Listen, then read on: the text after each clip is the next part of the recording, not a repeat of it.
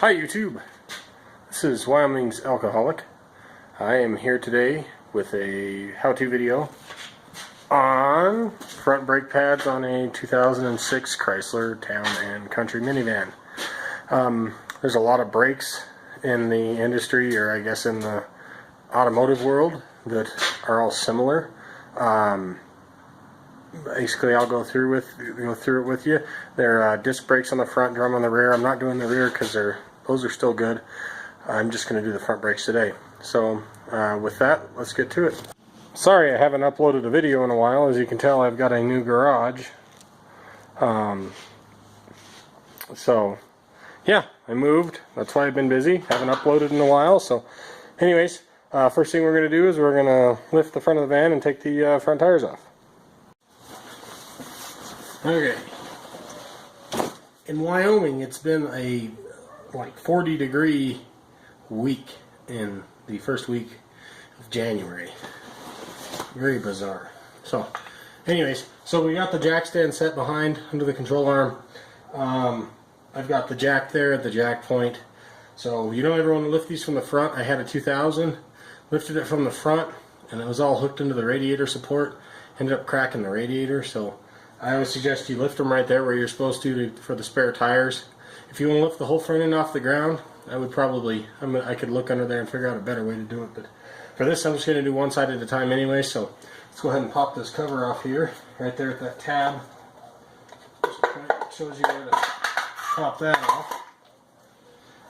Figure out which socket it is. This one's the 19. These handy flip sockets from Harbor Freight, made specifically for lug nuts.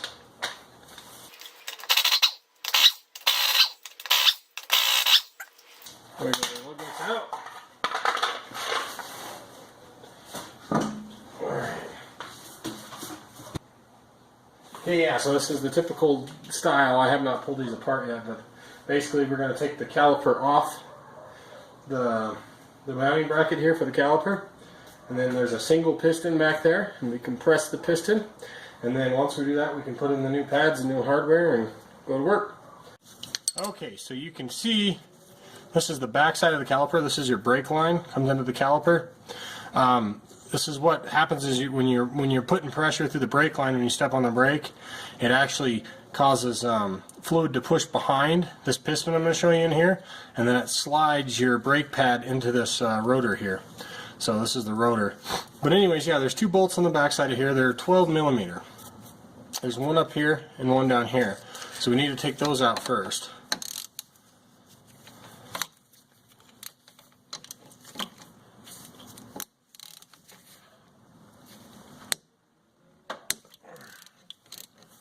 They're a little tight.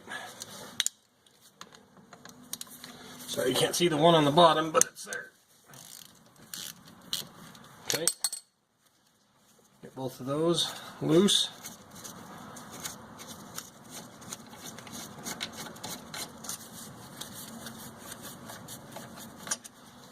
Short little guys. Set those there for now. And our caliper should slide off. Caliper should come right off there. So comes out of assembly, comes out of the bracket assembly right here. So like I said, this comes in the back of the hub. So this is your hub here. Comes in the back of your hub, and then this rotor is actually free floating. But yeah, it's kind of held behind this bracket and the brake pads. So anyways, you just take your piston and you set it aside for the moment. Okay, so we got our caliper up out of the way. Make sure this line can break if you're not careful. You don't want to flex it too much. Make sure you set it somewhere that's pretty safe. It's pretty solid up there. You don't want it falling off anything. Just a word of advice.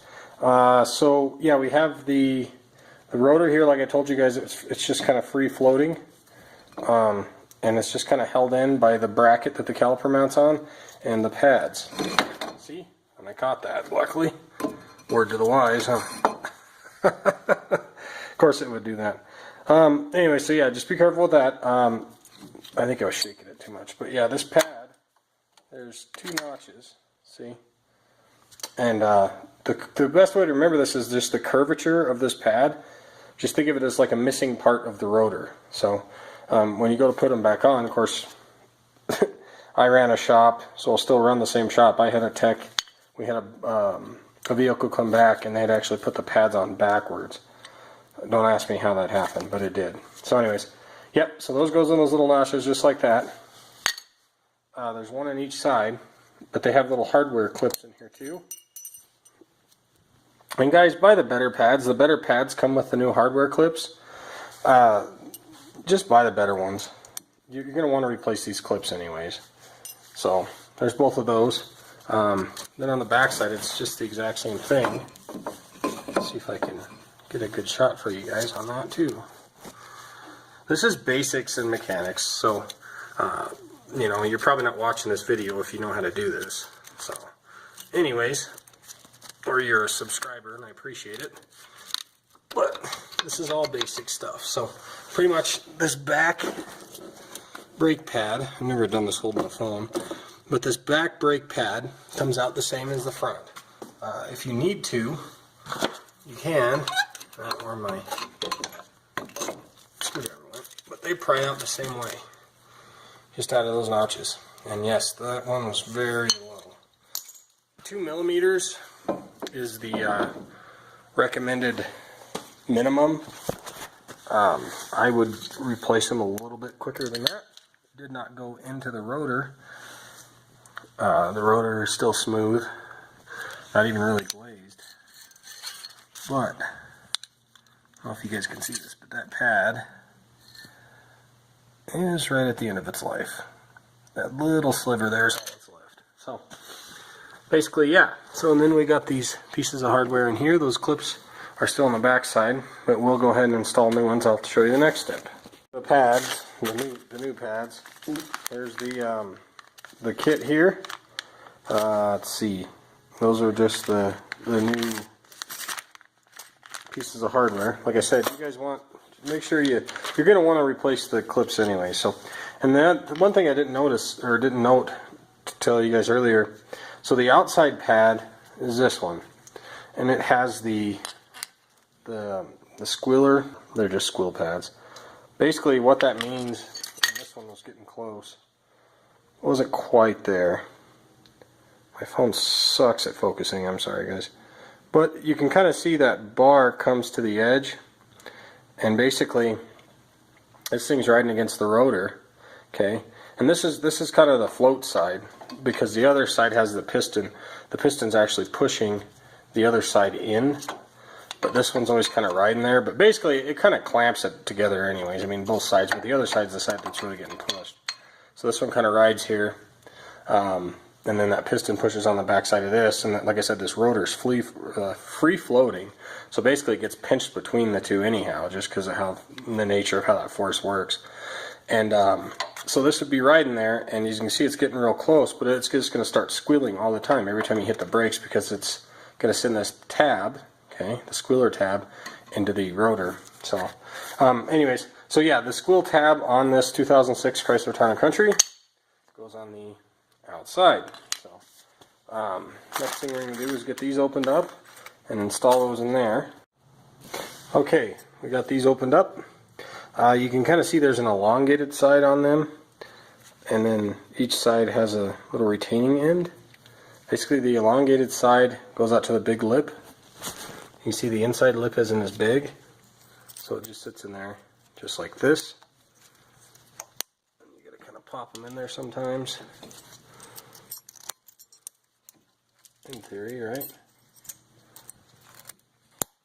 They snap on there pretty. They snap on there pretty tight. Sorry, I wasn't showing that as well as I should have. Not used to doing this, holding the phone. But again, same thing. Elongated side is on this side, on the outside of the rotor. So elongated side, the outside of the rotor, the flat side on the inside. Okay, just like this. Alright, and then like I said, this one's going to snap a little hard too, just like the other one. They really clip in there.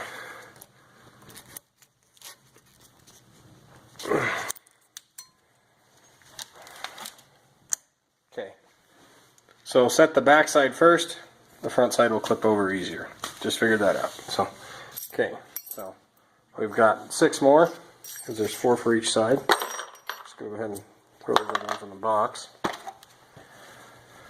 And we need to do the back side. So again, we're back here. Our clips are in those notches. Just going to pry them out. Top and bottom here. Fall right out. Okay, and take our new ones. Elongated side to the edge of the rotor. Hook the back first, then clip the front, which works a lot easier. Elongated side to the front. Hook to the back of the notch. I know you can't see that very well. You might have to push that rotor in just a tiny bit. Now we got those in there. Now you can set the pads at this point, and this is the back pad. It does not have the squill tab on it. Okay. Remember, it matches the curvature of the rotor. Again, this is pretty basic stuff if you're watching this. I know you got to learn somewhere, and that's what I'm trying to show you. But this is pretty basic stuff. And if you're doing this, good, because you don't have to pay somebody to do this. The stuff's easy. You can do it yourself. So, the back pad is set. Move around to the front here. So, again, here's the outside rotor. Remember, it's got the squill tab. Following the curvature of the, so this is the outside pad, okay? Following the curvature of the rotor, so it's got the squill tab. You can set the bottom first, and you can kind of roll the top one over, just like that, and push it in, okay? Now your pads are both set onto the rotor. Now I'll show you the next step, and what we're going to do is we're going to go ahead and compress this piston. There's a couple things we have to do first, and I'm going to show you what to do. Okay, first thing you want to do is pop your hood.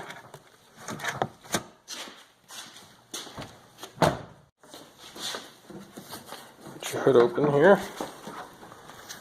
And there it is. It's the wife's car. I don't ever use it. Let's see. Hood prop is over here. Bam. Okay.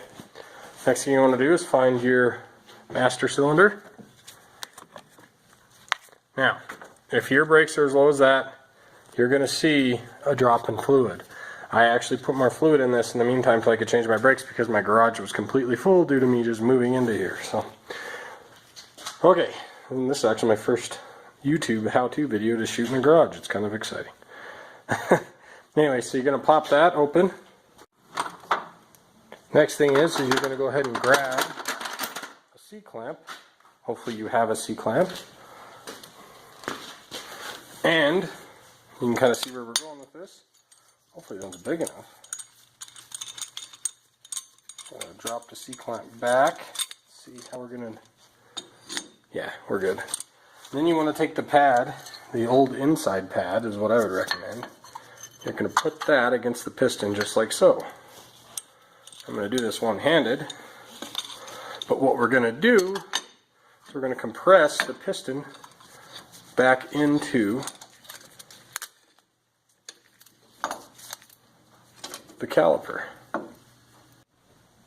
But with you compressing that piston, it's actually going to fill this reservoir back up because it's taking the fluid that's been in that piston and it's pushing it back up the brake lines into the master cylinder.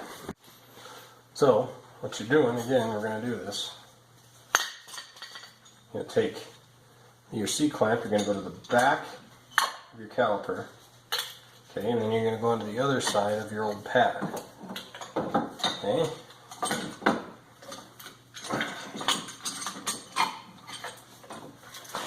Alright, you guys can see that. Get some better light on it here.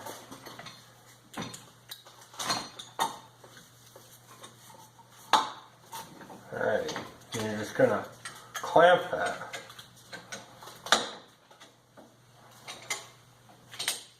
And again, you want to go slow because you don't want to overflow and get brake fluid everywhere. And this one, this caliper happens to have a little bit of a curvature on the back. That's why it keeps slipping off.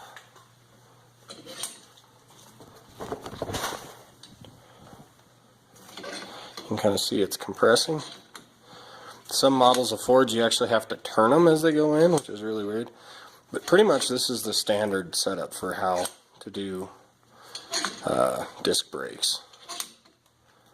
Okay, and you go till it's pretty tight. So we're flat, it's tight. We've got that caliper compressed. So now we're going to go ahead and hang our caliper back into the bracket. So the line goes back to the inside, and now that that piston's compressed, it can now go over each pad. Now there's these deals right here, basically that the bolts go into. You're going to have to push those back. They're kind of just spring-loaded bushings almost. I don't know if they're spring-loaded, but I think they're just the bushings that the bolts go into. They're right here. And as you set that caliper, you're going to have to push those in, okay, to get that caliper set. Now they are notched square, and so they kind of notch right into the caliper itself. So then we're going to get our two little bolts here. Okay. We're going to put those on. And this is going to be really hard to do one-handed. I apologize, I'm going to try to get this right for you guys here.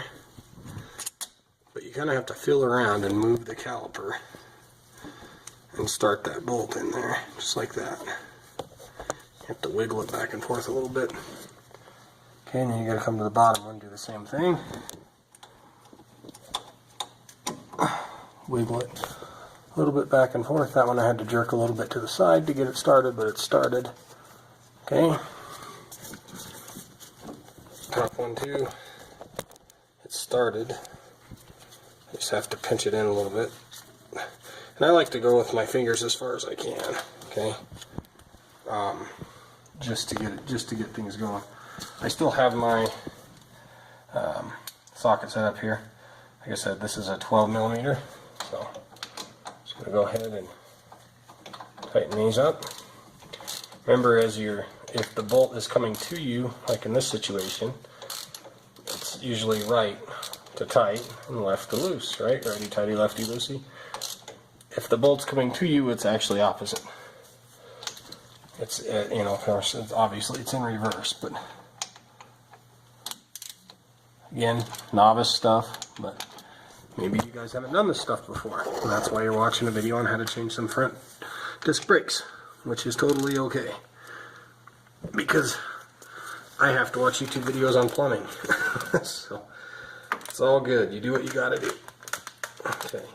And I like to tighten them till they're pretty snug. I mean, you don't want to over torque these. I'm sure there's a torque spec for them, but for me with these calipers, I always torque them until I don't see any more movement, and I get like maybe 2 or 3 more clicks just out of my ratchet. I guess if you would say, like, I just go till they're pretty firm and snug. You don't want to over torque them, that's for sure, but yeah, these are pretty tight. So yeah, basically that's it on this side. We've got the 2 bolts here that hold this on. They come off. That's all you really have to take apart to do these, other than the tire. Got the new hardware, little clips in there, and some of them they actually have a slide path. This one really isn't. I mean, this one slides a little bit, but the reason why you want to replace that hardware is because these will start to rust, and they'll actually grab the pad, and it won't be able to slide back off of the rotor or slide to it as easily, and it can cause you a little bit of brake issue. So that's why you want to replace these no matter what. And a lot of times they have some little bit of lubrication, a little bit of silicone lube that comes with, not silicone, but it's kind of like silicone, but they have a little bit of lube that comes in a little packet, and a lot of times you put that in there too, and it helps to keep it sliding easier. Some people believe it attracts more dirt too. This one doesn't have a lot of travel, so I don't think it's completely necessary, and I think that's why this kit didn't come with it. But anyways, so that's this side. Let's put the tire back on, and then we'll go to the other side. So again, here we are. I've got it jacked up. I'm going to set my stand. I'm going to pull the wheel, and then we'll get back into this side. Okay, we got our lug nuts off, so let's pull the wheel. Okay, again, the same thing on this back side. We need to use this 12 millimeter.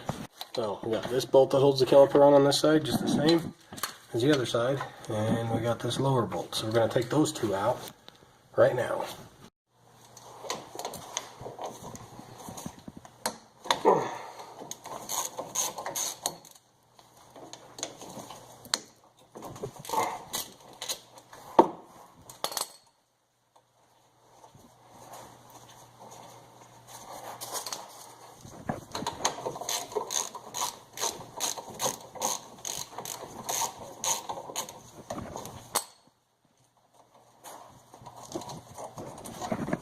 Our bolts down there. Wiggle this caliper loose.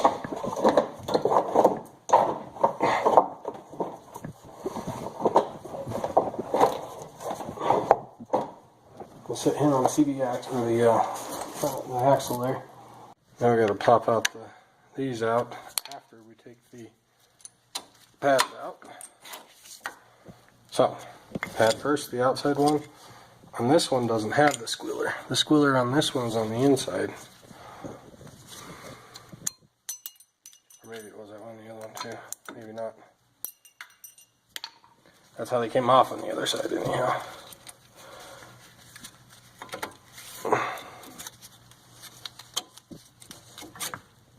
Okay. Remember how they come off. I got those little tabs in there too. See?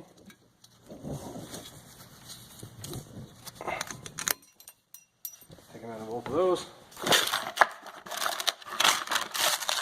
those out of the box here. Remember, lip to the outside. I'll drop that one. Sorry, guys. So, it's like this. We're going to hook the back first. Might have to push that rotor in a little bit. Okay, same thing. You want the lip to the outside. And that one looks... Yeah. Okay, lip to the outside. You want the little clippy on the front, just like the other one.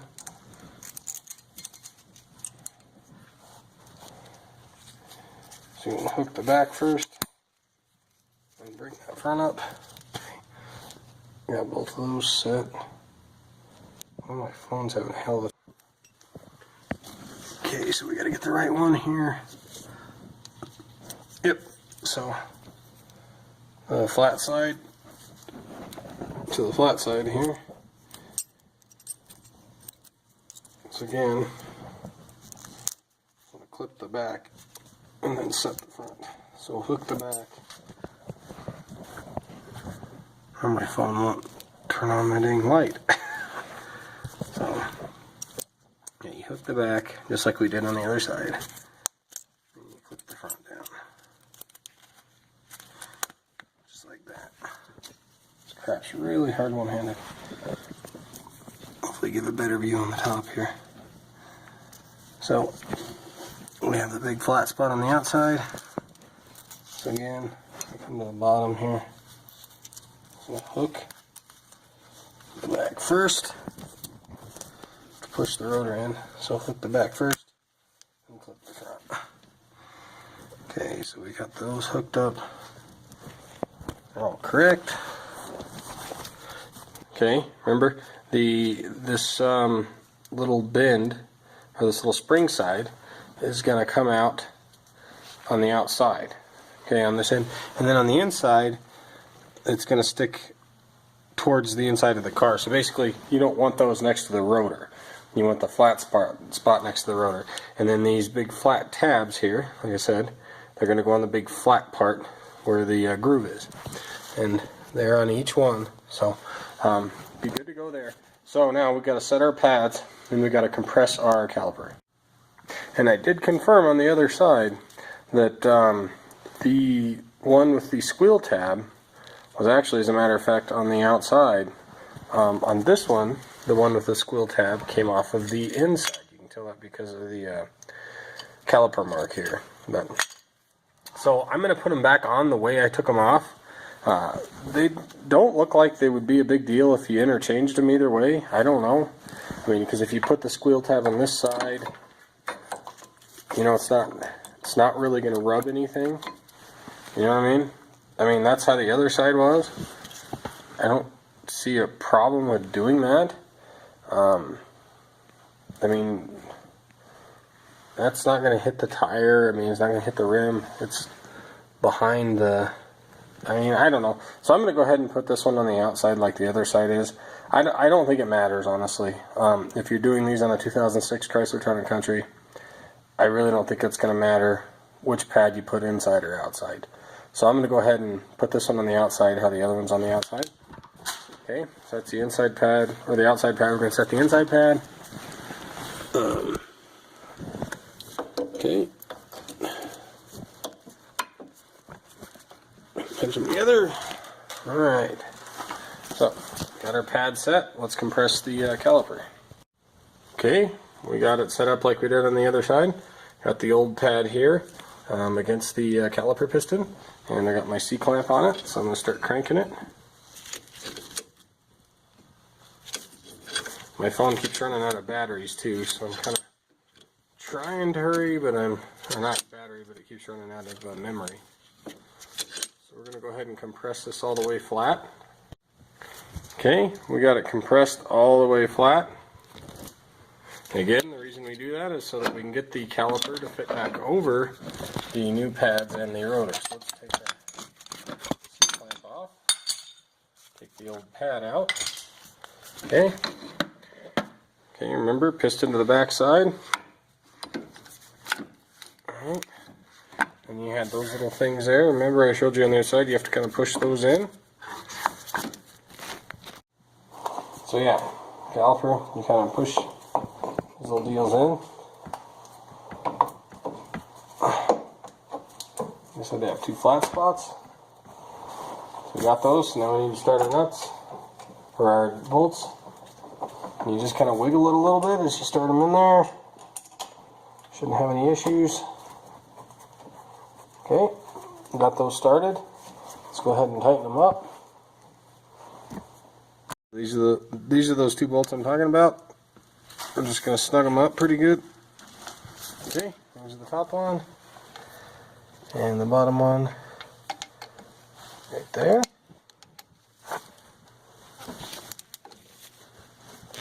Okay. So they sit right here at the bottom, and then you have that little bushing there. You sort of have to, like I said, pull those back, and you slide this caliper back on. So that's pretty much it. The caliper is in place. Let's put the tire back on. One thing to do before you do put a wheel on, or your rim or your wheel back on, just make sure you got all those little spring tabs facing out, which we do. Okay, you only got the two bolts. Got those in. Calipers back on. Okay, both brake pads are in there correctly. Okay, so should be good to go. Okay, we got our car lowered again. Got the jack stand out.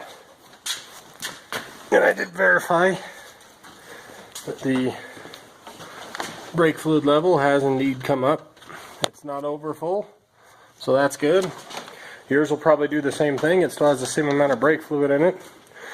If you've had to add a little bit over the time period, it may overflow because now it's got more in there. But anyways, yeah, so that's good. So we can put our cap back on there. One thing to keep in mind as you are doing that could squirt out. I mean, there could be enough pressure. I've had them on Jeeps and stuff I've done to where that'll just straight shoot the brake fluid out all over the place. So when you're doing that C-clamp, you want to do it real slow and easy. Well, YouTube, that is the basic installation of one of the more basic jobs, and that is disc brakes. Changing pads on disc brakes.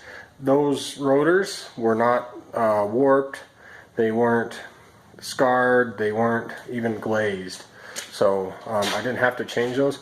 If you do have to change the rotors, it's pretty simple. You just have to take that bracket off that the caliper actually sits in, but it's super easy. So this is one of the more easier things. Again, if you're watching this video, I understand that, you know, you're obviously, if you're trying to learn how to do this, it's super easy. This is one of the more easy things you can do. I encourage everybody to do this. It's way, it's just one of those things you shouldn't have to pay somebody to do. If you have any ambition, you should be able to get it done, and I encourage everybody to be able to do it. So anyways, that's pretty much across the board. There is a lot of brakes out there that are almost identical to this as far as disc brakes go. Some of them have dual pistons on the back of that caliper instead of just the one, but they all basically operate and work the same way. Like I said, you just got to take that master cylinder cap off and then compress it. Use that old pad to put over the piston. Compress it with a C-clamp. Like I said, some of the newer Fords, it's kind of weird. You actually have to turn that thing in as you push it. Turn the piston in as you push it. They're a little different, but anyways, this is the basic disc brake pad change. And I got to do it in my new wonderful garage, see, in my new house. So my El Camino and my snowmobiles are in the front garage, so now I have a 2-car garage just to work in. So I'm kind of excited. Sorry this video was a little choppy. I know it's not going to turn out the best, but my first video in the new house. And so anyways, with that, thanks for watching. I do appreciate it, YouTube. Like and subscribe. I hope this video was helpful. I hope that you can do these yourself now.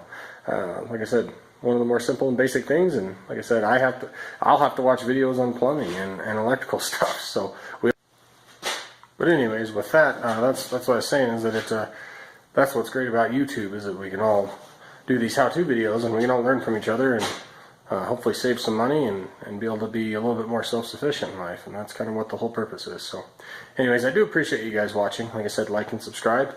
Hope this video was helpful, and as always, stay classy, Wyoming. This is Wyoming's Alcoholic. Have a good day.